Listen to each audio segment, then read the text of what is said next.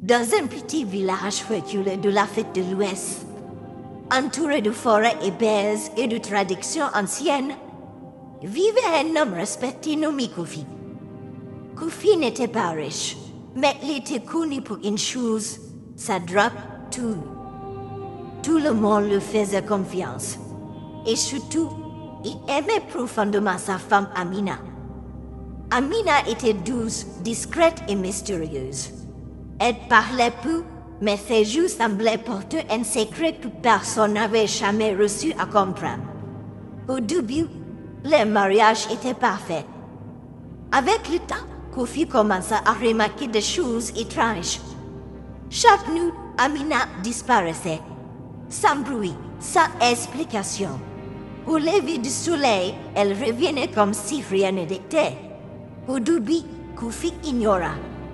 Mais la nuit devient un instrument, et l'instrument devient de moi. Le doute s'installa. Un soir, il décida de la suivre, silencieux dans l'ombre. Il la vit quitter la maison, traverser le village, puis entrer dans la forêt interdite. Cette forêt que les anciens appelaient la forêt des esprits. Kofi sentit son cœur battre plus fort, mais il continua. Au bout de plusieurs minutes, Amina arriva devant un vieux baobab gigantesque. Elle s'agenouilla et commença à murmurer une langue inconnue. Puis, soudain, le sol se mit à trembler légèrement. Kofi recula, terrifié, et ce qu'il vit changea sa vie à jamais. Le tronc du baobab s'ouvrit lentement, comme une porte vivante, et Amina entra à l'intérieur. Kofi resta figé. Le lendemain, il n'en parlait à personne, mais dans son cœur, une idée terrible commença à grandir. Ma femme est liée aux esprits. Les jours suivants, il devient distant, froid, méfiant. Chaque sourire d'Amina lui semblait désormais faux. Chaque regard suspect. Puis un matin, Kofi prit une décision irréversible. Il convoqua les anciens du village. Il raconta tout. La forêt, le baobab, les disparitions nocturnes. Les anciens se regardaient en silence, puis l'un d'eux parla. Si ce que tu dis est vrai, ta femme est peut-être un danger pour le village. La peur se répandit. Et la peur mène souvent aux pires décisions, sans chercher à comprendre davantage. Ils décidèrent de punir Amina. Le soir même, Amina fut attachée. Elle pleurait, elle suppliait, mais personne ne l'écoutait. Même pas Kofi. Ils creusèrent un trou profond, très profond, et sous les cuits étouffés, ils l'y déposèrent vivante. Puis ils refermèrent la terre. Le silence tomba, mais cette nuit-là, quelque chose changea dans le village. Le vent soufflait différemment. Les animaux hurlaient. Et Kofi ne trouvait pas le sommeil.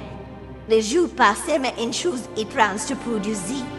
Les récoltes commençaient à mourir. Les enfants tombèrent malades. Puis une chasseresse inhabituelle frappa le village. Les anciens comprirent que quelque chose n'allait pas. Alors ils retournèrent dans la forêt, au baobab. Cette fois, Kofi était avec eux. Ils attendirent longtemps, puis le tronc s'ouvrit à nouveau. Mais cette fois, ce n'était pas Amina qui sortit. C'était une vieille femme vêtue en blanc. Ses yeux brillaient de lumière étrange. Elle regarda Kofi et dit, « Vous avez tué celle qui protégeait votre village. » Un silence glacé s'abattit. Kofi trembla. La vieille continua. Amina était choisie depuis sa naissance pour abaisser les esprits de cette forêt. Chaque nuit, elle faisait un sacrifice pour protéger vos vies. Même vous l'avez enterrée comme une criminelle. Kofi tomba à genoux. Ses mains tremblaient. Ses yeux se remplis de larmes. Non, ce n'est pas possible. Mais il était trop tard. La vieille leva la main et dit calmement, « Maintenant, vous devez faire face aux conséquences. » Le baobab se referma et la forêt devient silencieuse. À partir de ce jour, le village ne trouvera jamais la paix. Les maladies continuèrent. La terre resta sèche.